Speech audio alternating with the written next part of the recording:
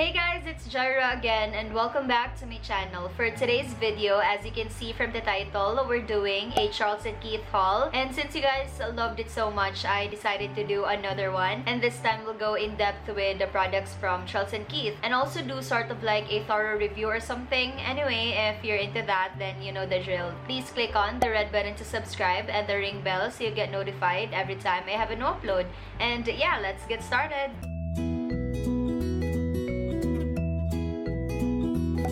Before we start this video, I just want to do a quick disclaimer. I'm not here to brag. You guys already know that. I just simply want to show you guys the things that I got from Charles & Keith. And if you have been following me on my social media accounts, you would know that these bags have been with me for over a few months now. I got them last February as a gift from my boyfriend for our 5th anniversary. And some of this I got myself because Charles & Keith Singapore had a huge sale that time. And I just sort of hoarded on their bags because they're on sale. Alright, so the first thing that I'm gonna be showing you guys are the shoes. So this is the V-Cut Mary Jane Mules. This is a size 36 and I just really love this. This has sort of like a fall leather texture on it. It has this deep V-cut over here and also this sort of like strap on this part, and it's also pointed, which I love. Obviously, I'm practically a sucker for pointed shoes. I just love pointed shoes so much because they make your feet look sexy, and it also creates like an illusion that you're taller than you actually are, which is a plus for me. I need all the height I can get. There's nothing much to say about this since I haven't worn them out yet. They're practically brand new. Well, yeah, I don't have any first-hand experience with walking them out of the house,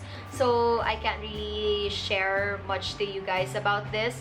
But once I do, or once, you know, quarantine is over and our lives are back to normal, I'm hoping that I can use them as much as I have used most of my shoes from Charles & Keith. But you don't actually have to worry about anything because I can attest to how comfortable Charles & Keith shoes are. It's not painful and it's not the type of shoe that will give you blisters every time you use them, which is of course the most important thing when we're looking for a footwear. We need something that's comfortable and also something that's fashionable at the same time, right? Moving on, this is the next one I'll be showing you guys, and it's a loafer. So my mom got this for me when she last went to Manila. It was around mid-January after Sinulog, if I'm not mistaken. This one is a size 35, which is frankly really small for me. I'm usually a 5.5 or a 6 depending on the brand, but for Charles & Keith, I usually go for a size 6 because their size 5 or 35 is quite small for me. So that's why I always opt to go for a size 6 instead of my usual. This one has a gold accent to it, and it also has the same fall leather material. Anyway, they have 3 other colors for this loafer. They had this one in, of course, the prune color. They also have a green one and a black one. I originally wanted to get the green one or maybe the black one, but my mom didn't want to get me the black one because I already have a lot of black pairs of shoes. And the green one, she feels like won't fit my skin tone, so she decided to go with this. And I'm really happy that she decided to get this color because if not, I may not have been able to use it as much as I have used this. And yeah, I basically overuse this. I use it as much as I can, especially when I'm going to school because it's very comfortable to walk around in.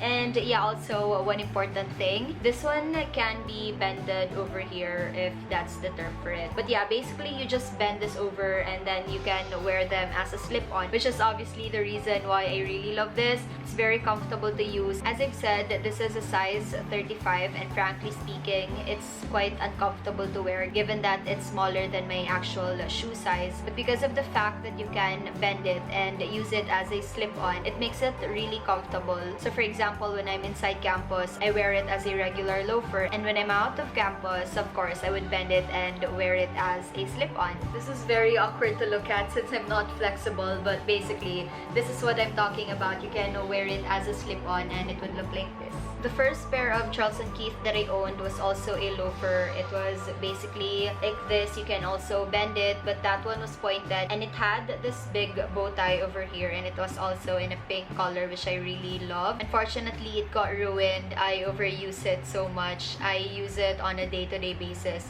especially when I'm going to school, and even when it's raining, I also use it. So of course, it got ruined eventually. I tried to check with a professional, but unfortunately, it can no longer be restored, or it can no longer be fixed because it's not of genuine leather material or quality as what they've said. And yeah, that's something you need to be careful of, especially if it's like your go-to shoe or something. There should have been like a way for it to be fixed, but of course, there's no point crying over spilled milk. The first bag I'm gonna be showing you guys is this one. This is a semicircle bag which has like a transparent material to it. This is the perfect travel bag. You can carry this wherever you go since it's very lightweight, and it also has a huge space to it. This is what the inside of the bag looks like. As you can see, it has a lot of space. You can bring a lot of things when you're using this bag, but of course you have to be very careful since it's transparent. The inside of your bag can be seen and you might get robbed for it. You're basically exposing your stuff when you're using this.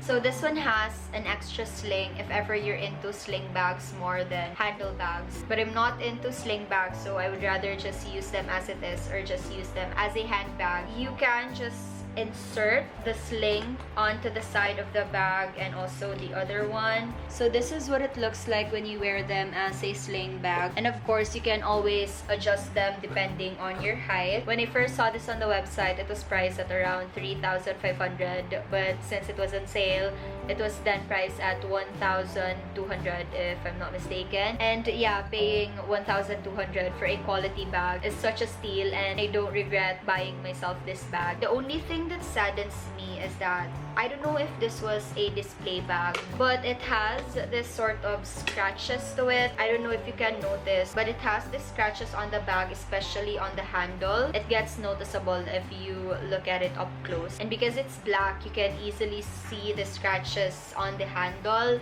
But yeah, as I've said, I don't mind since I was able to save at least half of the price. Next bag I'm gonna be showing you is my favorite. Dun, dun, dun, ha! Drum roll, please. What I love about this is the strap. It's not very common, and you don't always get to see Charles & Keith release this type of bags. They don't have this sort of chunky rings to it. I'm not sure if that's like the term for it, but yeah, this is what I'm talking about. The straps have this sort of rings on it, and that's not very common with bags, and I really love that it has this sort of like funky vibe to it. And it also has like a two-way compartment. You can bring a lot of things when you're using this bag, and it's also the perfect travel bag because obviously you would need a lot of things when you're out traveling. You would need a camera, you would need your phone, and other stuff that you need, your makeup and all that. And yeah, with the space that it has, I'm pretty sure you can bring a lot of stuff with it. Quick story time, this bag is not available in Cebu. I'm not sure if they have this one in Manila, but they don't have this in Cebu. I tried checking in SM, in Ayala, but they don't have this design. It's only available